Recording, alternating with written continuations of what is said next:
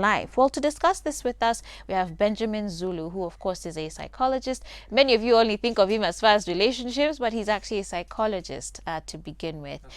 So karibu sana to the show, Benjamin. I'm excited to have this conversation with you too, you know, like outside of relationships, and just to see the way we bring this out to our audience today. Now, expectations versus reality. I guess all of us struggle with it in one form or the other. But when you look at our culture today, especially with young people, it's like as soon as we get that first job, suddenly we feel like our whole life has to change. We're quick to go to the bank to get a loan. And it's for a car. It's not even for a good. It's not even a good loan. Or to move now in neighborhoods to a swanky place. What is that? I mean, to a mentionable place. A mentionable place. You don't want to say you're coming from Mihango or Kiamaiko, and yet your salary is small money, 30K. Right. Then you try to get a bigger house. I think, thank you for bringing this idea of expectation, because our nation is made mainly of young people. And young people are very influenceable. They have a high peer influence on each other. I advise most young people that begin by clarifying your bigger goals in life. The only defense, the only immunity against unrealistic expectations is to know your purpose in life by clarifying what you want most in life. And then breaking that down in steps and putting approximate timelines. By how many years should I be where?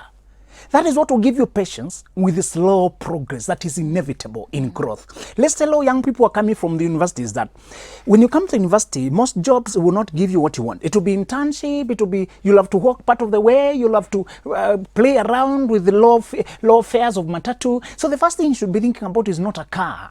Yeah. It's not even something, unless one of the lucky who are immersed into the deep end, which is sometimes a curse, not even a blessing. If you leave university and they ask you, come here, we have 1 million shillings, be scared. Because when they pay you highly, there's high expectation. And you'll be very careful not to make mistakes. So it will remove the experimentation freedom which is needed for every growth. So small pay or no pay is a blessing when you're just fresh in the job market. Because after you get a degree, you're supposed now to become an intern. You're supposed to go through apprenticeship that is minimum 7 years before you master any craft. Your degree did not make you a master in anything. And Joyce, you know how lazy our public university students are, mainly most of the universities. People read only during exam 2 weeks to exam. The other days they are lazy. They are sleeping up to 1. The class is at 2. They're showing up sleepy, looking for the handout, sign for me. They keep escaping classes. So majority of them were not really applying themselves. There's a small minority that apply themselves. Usually you can see how different they are even when they're out here. But the vast majority, you want to encourage them that stop expecting your life to fall in place the first time you get a job. Take your first job and value learning more than earning. Wow. And there's something to be said there, though, too, as far as how then we define success, right? Because I think when we're rushing to get a car and rushing to, you know, move neighborhoods and whatnot, it's because we've created this illusion of what success is as defined by material things. And social media advertisement. And social media, rather than our actual intellect and understanding and maturity in life. And Thank wisdom. You very much. Think you need to redefine success. And when you mention cars, it reminds me of men. Men, we have those things that show that, you know, you are a man, you know, like let's say a very huge, those sporty motorbikes, or a car that has these features, loud music, or these you know, things that make loud, or they have a way. Somebody said the difference between men and boys is how much they pay for their toys. Boys pay for their toys with money. Men pay for their toys with their identity. It's an obsession. Sometimes they pay with their life, they pay with their job, because it's something they're so obsessed with. They lose all sense of proportion. They will take a loan for a car when the family needs essentials. They will invest all their money to feed with the boys, to eat meat, do what got Naivasha, drive where, just to show that he can fit in all that. And yet the landlord is locking their house, or they need essentials in the house. So you shall define your success as a man or as anybody by first of all deciding where are you in your journey. Let's say, for example, I have young kids who need school fees. I have those essentials, your responsibilities. If I meet them this month, I have succeeded. I can comfortably stay at home and avoid moving because I have no fuel for my car, or I don't have money to move about, and I have ticked the boxes. I'm doing well. I'm on the journey. Another thing you shall judge success is whether you are growing, whether you are improving. Are you learning? Somebody asked me to tell men what they should be to become the best they can be. And I told him that the biggest problem with us men is that we only look at how tall a man stands. We don't look at how solid he stands, how firm is the ground on which he stands. So we see these artists who keep on collapsing with a depression, committing suicide, doing things because he's an artist, he's famous. He has a big name, but a very hollow character. You shall only be strong depending on where you're standing. And the best place to stand, I tell most men, is that the day you learn to pray for yourself, the day you learn to have a walk with God, the day you learn to read the Bible, the day you learn to do those things that give you a sense of a journey for your life and where you are. There's a man called Jacob who wrestled with God. Akasema, you want to leave me and leave. It was an angel, but he said, no, whatever. We need to have that hunger that Jacob had to tell God, tell me why you brought me here. Because the only safe man is a man on a mission. That's right. The only safe man is one who has found who has defined his success in life the way Jesus defined it in John chapter 4. That my bread is to do the will of the work of him who sent me and to complete it. The way Job said, I have valued the word of God more than the food I eat. Like Paul, I stretch so much to accomplish why he called me. When I look at all the men who are happy in the Bible, were those who had defined success as fulfilling their calling in life. My first duty as a man is to lead my family, provide for my family, to be there for my children, to provide role modeling for my daughter, for my son, to be there for those sons and daughters who have no fathers around them. Research showed that 85% of all the men in prison in America had never seen their fathers. 85% of men in prison. You can comfortably say fatherlessness is a leading cause of them ended up in prison. 68% of all black Americans were born without in single fatherless homes. So today we need to redefine your success in terms of what you think is your calling in life. Starting with your gender. Is you a woman? Your calling should not be, there are people who are so much into their work that they're totally absent at home. They may drive the big car, they're not happy. So happiness should come when we have defined our success according to what you think is your calling in life. And there's something about also when you're talking about expectations, and our egos and our pride, because there could very well be some people who need a car to move around and do their business. That's right. But it's just that you think the car you need is these big ones, right? So your ego will not allow you to drive a smaller car, even though it is still a car. In today's world, a car is such a necessity that when you work, it's a personal organizer. It helps you manage it. You can do more when you're driving yourself than when you're using other means. You know?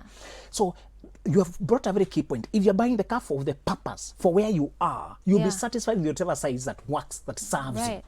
Don't go for the image, go for the usefulness and the necessity. A time will come when you need an executive car for your nature of job, for the appearances you need. I noticed that most of the big guys who are running high business usually have more than one car. There's a car for daily use, then another big car for impressions when you need to make something. Which, first of all, they are not even the ones paying for. So it's their companies paying for them. You're here stressing yourself with loans. Have you noticed Waindis, the guys who sell us things, the Waindi, most of them are at the top of the supply chain. They're the ones who bring us unasikia nguo kwa mwindi, material kwa mwindi, ni kiatu kwa mwindi, so, because it's at the top there. But those guys are the ones who drive the smallest, the tiniest cars in town. In fact, they use Probox. I don't know what people have a problem in Probox, but Waindi, family yote kwa Probox. But the day they need to sign contract, they show up in Range Rovers and those top of the range cars. Because I think, as you have said, they're using their work, their companies to finance their movement. So they use everything economically. They take what is practical and economical. So you should be more practical than egotistical. That's true. Very true. Wow. When we come back from the break, I want us to talk about age, because clearly this is something, I think it's beyond now titles. It's also suddenly now there also seems to be this thing about age, specifically the age 30, for both men and women, that by the time you are 30, the expectation is you're either a CEO, you're a father of 5, 7, 8, 9, 10 children, right? You're married as a lady. You know, there's so many expectations around age as well in the day we live in. And I really want us to talk about that, especially considering the economy that we're living in, the sort of number of the vast number of young people that we have as well. And just understanding, you know, is part of reality, understanding that not all of us can be at the top. And how do you deal with that if you're not the one who's going to be at the top? Sounds good? Very good. Great. We'll be back after this, guys. 22999 is the SMS line. Stay tuned.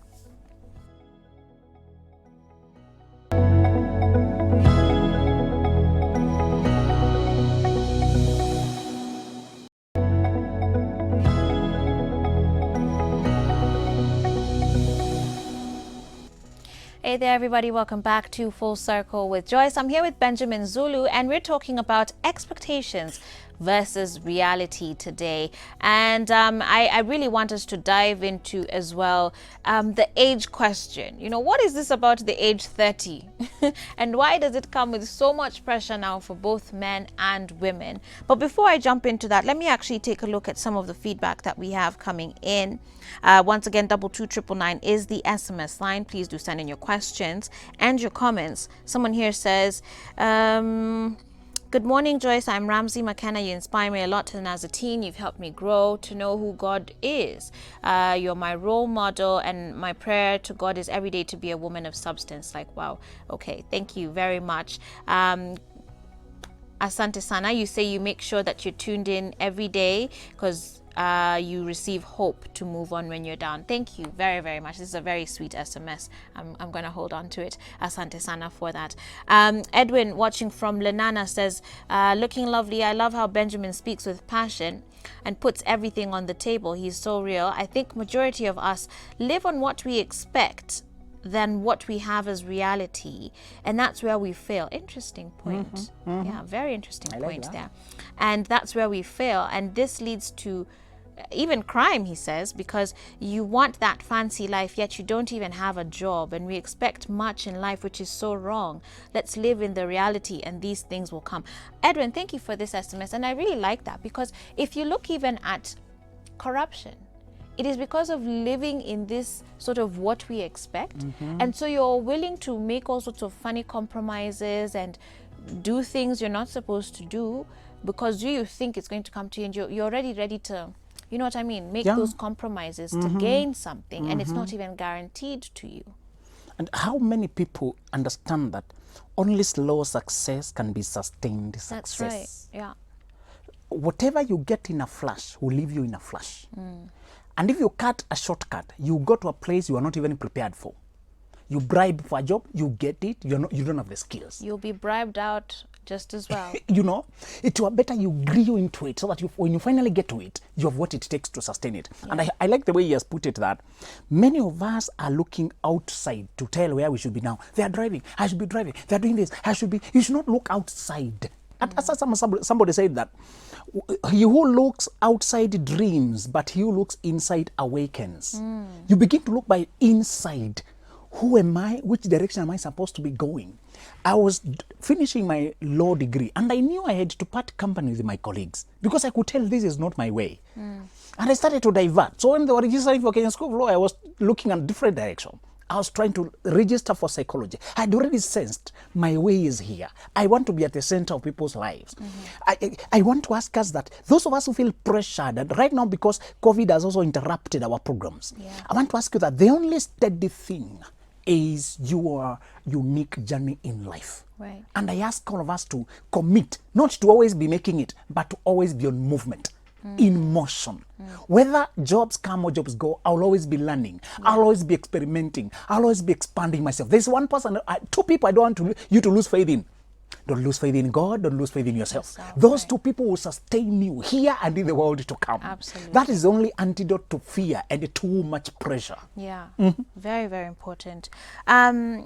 Someone else here says, good morning, Joyce. I'm Mutethia Mutiga, and I agree that success is relative to one stage in life. Being able to comfortably navigate all responsibilities at any time, that's just it. As to expectation, I believe one should set personal goals, not running after their peers. And as we talk about this, let's also talk about ambition rather, and this desire, because those are also good things to have. We're not here to say, don't dream and, don't have a goal and a vision for your life. Those are important. But how do we then balance it? In fact, thank you for bringing that up, because I was telling people that the problem with poverty and being brought up in those environments that have scars, they don't inspire you to aspire. So we're asking you to aspire, set high dreams, but make sure they are aligning with your uniqueness. They're aligning with your strengths. Look at your inclinations and your abilities. Which direction are they orienting you towards? Now dream dreams in that direction and be patient with how long it will take you to reach every milestone. Some people might marry sooner than you. Okay, be happy for them, but don't try to rush like them, because you said this milestone of getting a house, getting a car are so relative to where you are in your journey in life. Right. Some people would rather live in a rental for 10 years while they are setting up their own business because they wanted a business. Another person was longing so much to work for government. When they got the government, the first thing they did was to get a mortgage, get a house. That is their journey. You get your house later because maybe you are a Joyce Omondi who is building her gifts in show, and she needs to do so much trainings before. Maybe some of the things you want are not even trained in Kenya. So if you're supposed to fight your way and find yourself in South Africa or somewhere, what other time do you have to come here start fighting to buy a plot because your friends are buying a plot? Prioritize your expenditures and where you are according to your journey. I think when you don't know where you are, you will not know when you get lost.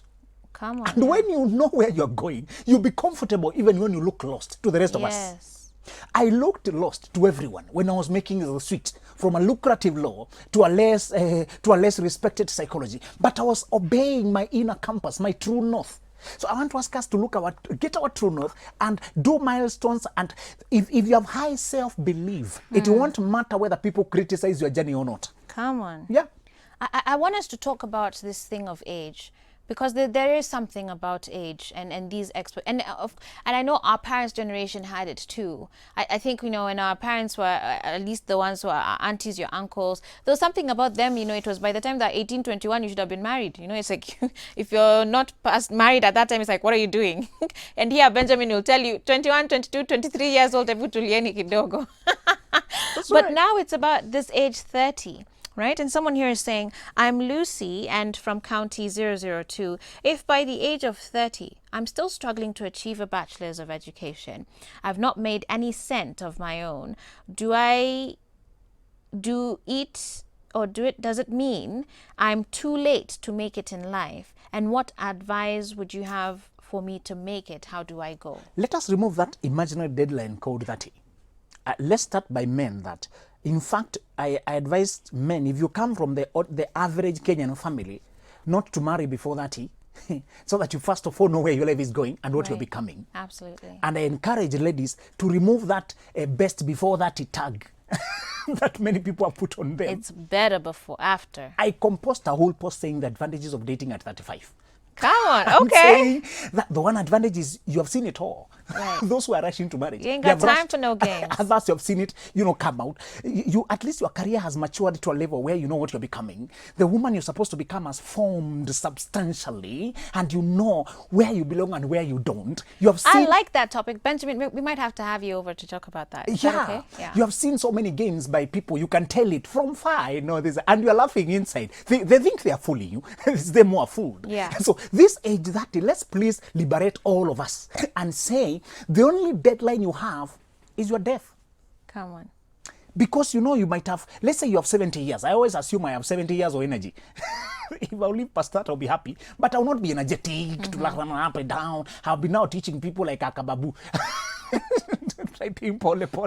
But these years I have to run. I'm budgeting backwards. So Joyce, the first thing you need to do is imagine that this lady asking that question. Imagine you have all the way to 70 years of energy. If you have 40 years to do, what are you going to do with them? So think like that, not versus what is happening around you, versus what is ahead of you. Yeah. Sometimes, finding a good person is a privilege. Sometimes you can't control it too much. Just be ready to be a good wife. Right. And do all your best to make yourself visible to all the candidates. When you meet them, happy. If you don't, you're saying, I can't control that. Sometimes, Like your life still goes on. thank you. You're not defined by being in a relationship. You know, there are some people like it's, as long as they're not dating, they feel like they don't have, you know, anything. Or as long as you're not, you know, hustling out there, you know, with that job, you feel like you don't have anything to offer, and that's just not And the all of case. it is comparison. You're just comparing yourself with other Yes. people. Please, the only person you need to compare yourself with your previous version. Come Am on. I better today? Yeah. When your birthday comes, don't ask, guys are posting babies and weddings, what am I posting? Ask, what am I? Don't even sing, how old are you now? Sing, how better are you now? Come on. You know, focus on improvement in your journey. You'll find joy in the journey. And Joyce, we said you can be in love. You can have love when you're not in love. In love means you're relating with the person. So you can have love in your life. For example, That's right. variety, happiness, deep conversations, friends. You can have growth, adventure, newness. When you are that full of laughter and happiness and fulfillment, we say you are full of life and you attract all of us, even if you're not dating anyone. Where else you can be in a relationship and there's no love there. It's dry, it's conflict, it's Yeah. strife, insecurity. So have life with you, even if you're not dating anyone. And the love you need will find you. There's I don't want us to get into relationships too much today, just because it's Monday and we're not supposed to be doing that just yet. But of course, expectation and reality is very much linked to relationships as well. But Rose here from Mombasa is watching the show and saying, I've dated this guy for a year, and the other day I asked him when he's planning to settle down. Maybe just even with his own life or with them as a relationship, and he said he had no idea. He asked for my opinion and I said between 2021 and 2022, but he said that's too early. Can a man have no idea of when they want to settle? wish- And this is, you know, again, back to expectations versus reality. I wish they mentioned their ages, but that guy is obviously below 30. And if he's above 30, there's a bigger cause of concern. When men are 20-something, many of them are still trying to finish a degree, still trying to find a job. And if you ask him when he wants to marry, he will be honest when he tells you he doesn't know. Yeah. It is not still. It were better you had asked him, job-wise, where do you, What are you hoping so to do? men, Adam was given job before wife. So men usually settle job before wife. A healthy man will first of all be able to pay bills and get along. Right. Before he tries to take on another person. Because you'll be the same woman complaining about him not having a job. And you asked him, let's move. Sometimes women are more sensitive about their biology, about instinct, about when to have a baby, about that. Sometimes the man is more thinking about the weight of the responsibility. So this guy could be very honest. He could be on his journey. Yeah. Yeah. Someone here says, I'm only 19 years old and already getting so much inspiration from this show. It's actually my first time to tune in.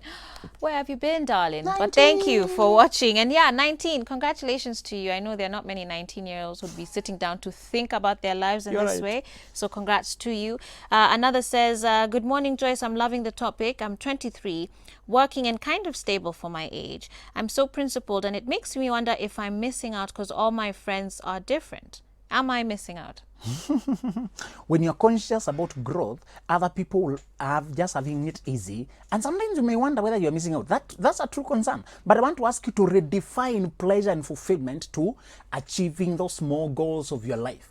In fact, you need to adjust your leisure to be related to your calling in life. Right. Don't scatter your life around too many activities, too many friends. Again, stop having 20 friends. 2 are enough, please. When you have 20 friends, they'll confuse you a lot. 1 or 2 are enough. Whose lives are more compatible with your own. Yeah. Yeah. Yeah. When it comes to expectations versus reality, all of us, of course, want to be great people. Most people, let me say, want to be great people. But then, you know, even a mountain has a peak, right? So there are many of you at the bottom, but only a few really make it to the top. How does one, I guess, deal with that in their life as far as this pressure to self-actualize, and which is very unbiblical too, by the way, but to self-actualize and to become the best, you know, the baddest? How do you sort of control that, especially in terms of this conversation about expectation and reality? You know, Joyce, sometimes you can be, when you're working, I define greatness for me. I believe I'm a great person every day when I'm doing my assignment. Right. Great. And I love that you've said that, because greatness is not about standing over other people. Thank you. It's not about stepping. And that's the people who do that, the ones who've climbed to success in that way. You'll find, just show me one example of someone who has stepped on other people on their way up and has remained there. It just does not happen. And you know, all the guys who are writing the Bible never knew they were writing the Bible. Right. Today, Paul is a celeb, but he was just doing his work. Right. He was just trying to write to churches. But Luke was not writing for the Bible. He was writing to Theophilus. He was just saying, other people have talked to, but because I also saw it, he was a noble, let's say like a governor. Yeah. I said, let me tell you what happened, because I was also there. This man called Jesus. God couldn't let him know he was writing the Bible. It can sometimes swallow you. Yeah. When you are faithful to your calling, just do your duty and go home. Forget about how you're shining, how you're trending, how many likes, how many things. Just do your work. In fact, sometimes public acclaim can be a distraction. That's true. When you turn your eyes to see how they're clapping to you, you can lose.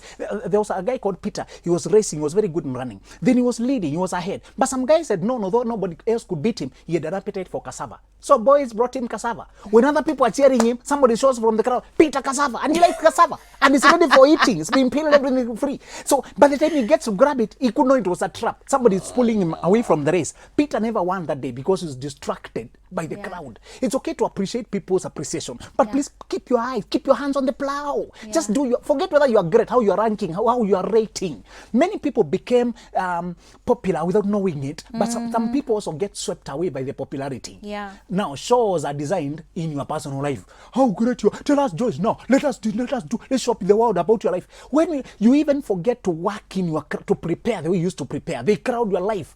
I liked when they were doing, one guy was being interviewed, he said, I don't want the interview in my house, let's take it somewhere to a hotel. My house is somewhere I retreat, to regroup, to reorganize, to be me, to lay down my guard. Right. Perhaps pray, prepare, meditate. I want to ask all of us to forget about, it's not about popularity. Greatness is about faithfulness to your mission. Come on.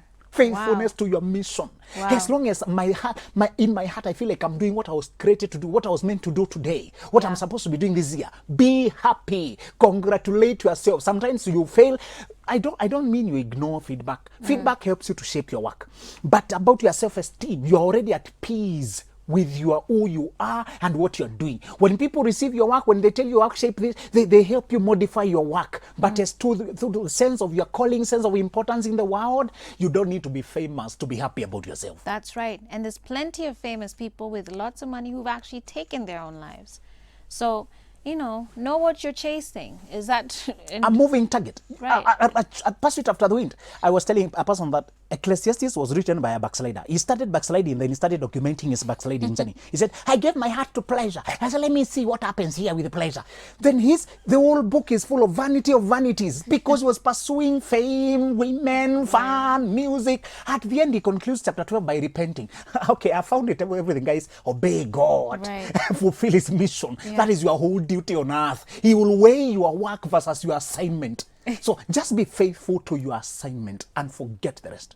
Wow, that is so powerful. I really hope you guys have grabbed onto that nugget, because that word alone right there should really help release a lot of you guys from the stress you feel as far as trying to be like other people. Okay. Good morning, Joyce. I'm 30 now, working as a nurse, not even dating. Friends are like, now get a baby. I'm confused, but my plan is at least set a successful business before I start family responsibilities. Say hi to Zulu, and that's Wende from Meru. Do you, girl? Do you? Wende gone. I'm happy you have a plan. Please stay with that plan. Yeah. That is what will make you happy and fulfilled.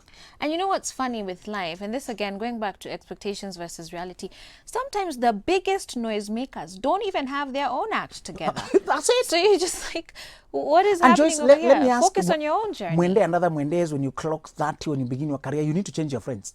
Get new friends who you think alike. Right. Relationships, friendships have a lifespan. That's when it has true. expired, don't let it overstay. Expired okay. things become toxic. They start to stink. They start to affect your life negatively.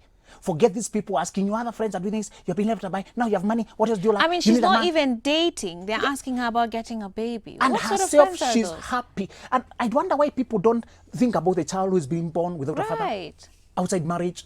Is it in the interest of the child? Do you, girl? Do you? Okay.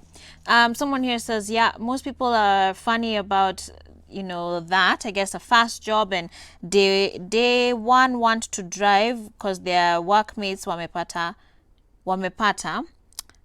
Okay, so you're saying it really can't work for you. We tend to focus on good things in life at the wrong time. Hence, we end up being totally irresponsible. I love this because I actually wanted to bring this up earlier. Sometimes in life, opportunities come your way. But, when you're chasing things too quickly, there's a reason why we go through examinations and tests in life.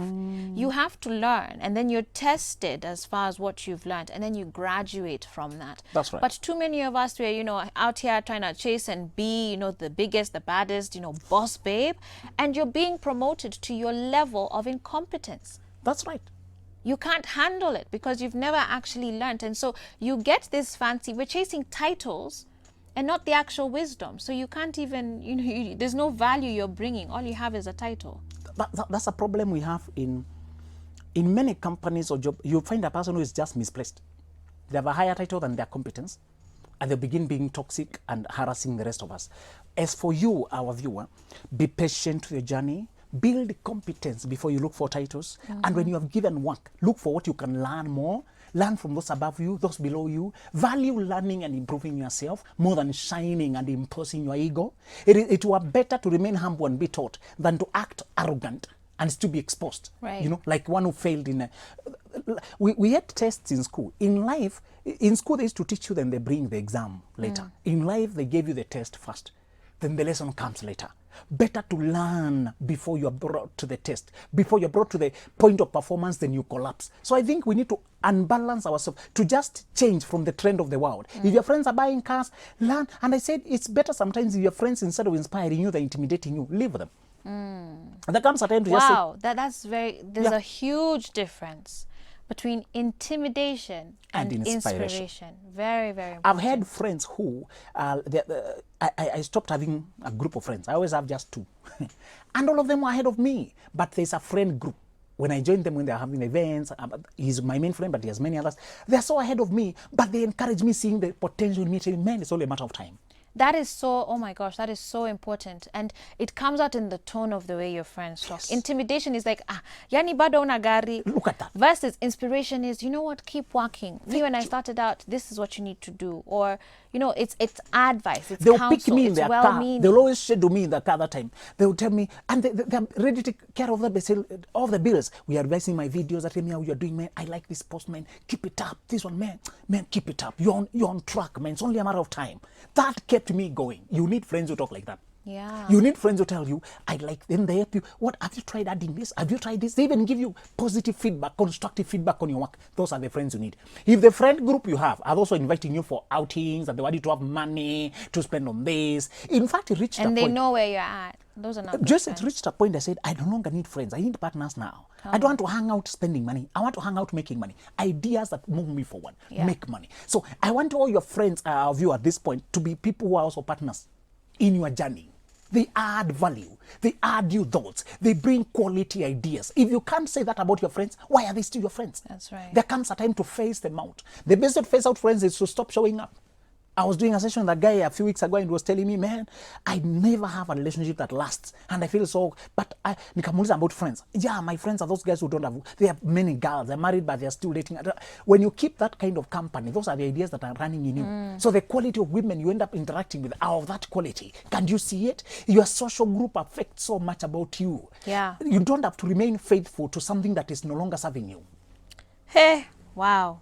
Let me read some more SMSs here. And I have a lot of young guys now texting into the show, which I'm very grateful for, guys. Thank you for sending in your feedback and your comments. Maybe I'll read a few of them, Benjamin, and then we go ahead.